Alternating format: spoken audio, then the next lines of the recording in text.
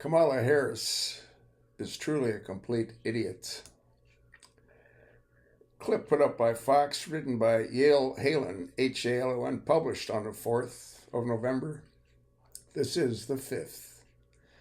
Title: Harris campaign tells Muslim interviewer he can't ask about Gaza. She talks up bacon instead. Taken aback. The Muslim influencer was reported told the Israeli-Gaza war was off limits in the interview.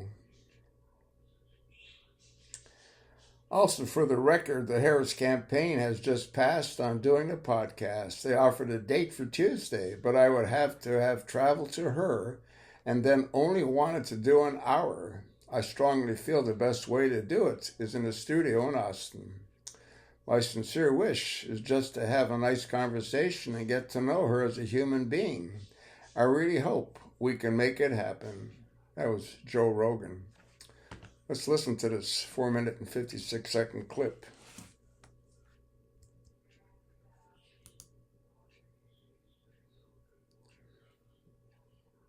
As expected, there's an ad here. Hopefully I can get rid of it soon. Sometimes I can and sometimes I can't. This is one of those times that I can't. It has to play throughout its course and don't know how long that'll be. Yeah, Kamala Harris is a complete idiot talking to Muslims about bacon.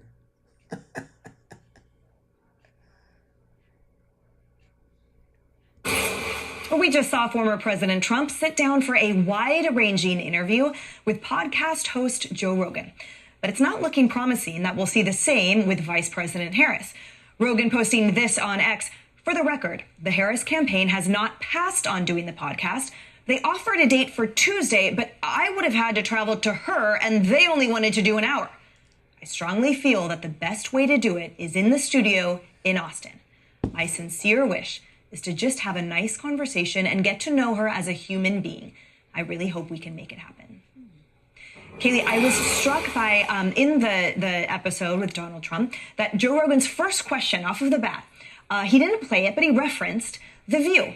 When just a couple years ago, Donald Trump was on with the ladies of The View, and they said, our friend. There were kisses, there were hugs, there was love. He was running for president then, and he brought up and said, wow, the machine has turned against you.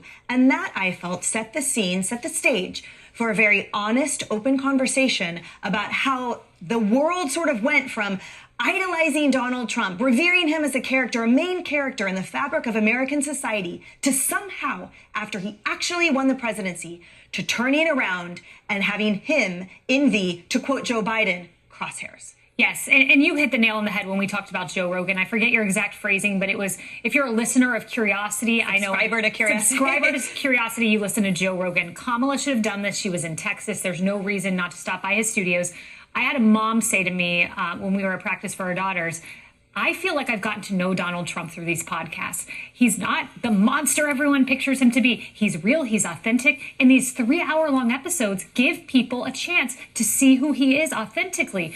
Why Kamala Harris would miss out on that opportunity, I do not know, but it is indeed a missed opportunity. And it's hard, Kennedy, because in conjunction with her declining or as yet to accept the invitation, there's also been a lot of slamming, right? We saw coming out of the campaign and CNN analysts saying that those who listen to Joe Rogan need therapy when, to Kaylee's point, they simply are open to new ideas or to new information or to seeing an old person in a new light other than what the mainstream media might have you think. And that's what they're saying they want. They're saying that they want to end the division in the country. One of the best ways to do that is through curiosity. And if more people were curious and had conversations with others they disagree with, I think the entire thing would operate better. Our families would come back together. But instead, we're ripped apart by our politics, and Joe Rogan is both consistent and uncompromising. And he wanted her to come to a studio because that's where everybody goes. It's like asking your doctor to have your appendectomy performed at Home Depot. No, it's actually probably best in a surgical center. Well said. Noted. Yeah. Yes. Bill Hemmer, the other thing is, to everyone's point about the authenticity of podcasts, the relaxed nature, I wonder if that's why it would be so damaging and challenging for Kamala Harris. We saw her on that interview here. Right. She just faked an accent. She was born in Berkeley and grew up in Canada. Her parents were Berkeley professors. I don't know where that accent came from. There's a little bit of pandering, clearly. Would she fold if it was an hour and 1 minute? Yeah, no, because Rogan won't fold. He has his parameters. It's 3 hours. It's in my studio in Austin. Last week, when everybody in this building was going, why is Trump in Texas? And yeah, he did an event for Ted Cruz.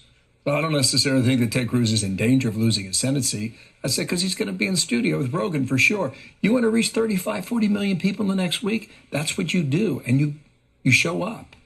I thought that it was a very wide-ranging conversation. It showed me the breadth of Trump, and Joe Rogan is a fascinating guy. He can talk about a lot. Well, look, it had legs as news because you had 33 million plus people watching it on one format. Kamala Harris' interview with a Muslim social media influencer never saw the light of day after the vice president refused to answer questions about Gaza, but oddly gushed about bacon, a food religiously forbidden for Muslims. Kareem Rama, host of the popular Subway Takes, which boasts almost 1 million combined followers on Instagram and TikTok, made the decision to scrap the interview with Harris, which was filmed over the summer, he told the New York Times. Prior to the interview, Rama was hoping to press Harris on a policy, specifically the Biden administration's support for Israel amid the ongoing war in Gaza, which he opposes, per the Times. But despite asking on 3 calls with her team in the Democratic National Committee, he was rejected.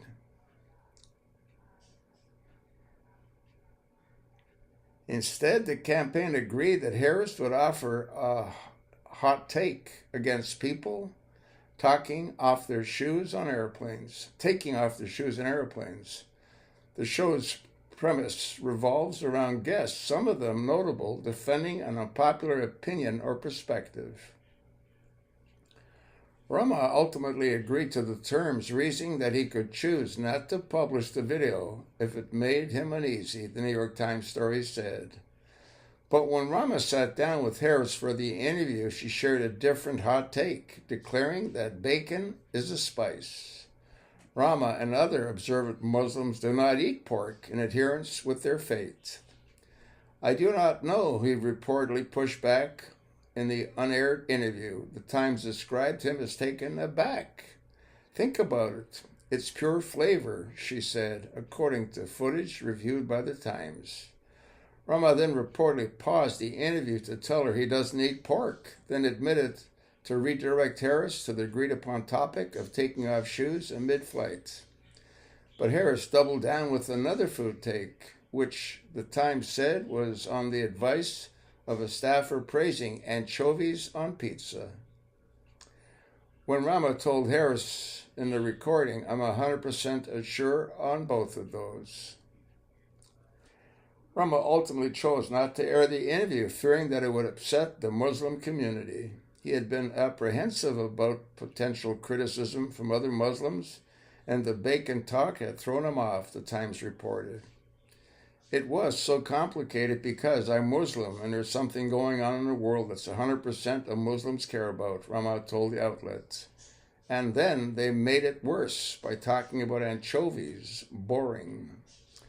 The senior Harris campaign official told Times that Rama had been told about the bacon topic in advance, but Rama and his manager disputed this. Still, the campaign reportedly apologized for the bacon reference and offered to reshoot, per the Times, but Rama made the decision not to move forward. Look at her face, the makeup she's got on her face, like Trump. In August, Rama aired a separate interview with Harris running mate Tim Walz, who talked about gutter maintenance in an exchange that has since gone viral. Harris has been faulted for largely avoiding the press in early months of her candidacy, has a history of bungling interviews and media engagement. She has repeatedly come under fire for word salads, a term coined by her critics that refers to redundant, oftentimes nonsensical statements she made about publicly throughout the election season. The Harris campaign did not respond to Fox's digital request for comments. How about her moronic laugh? Yeah, I did an article. Don't know how true it is, but that cocaine they found in the White House reportedly belonged to her. Wouldn't surprise me. I'll attach the link. Look at it. Pass it along. And thanks for listening.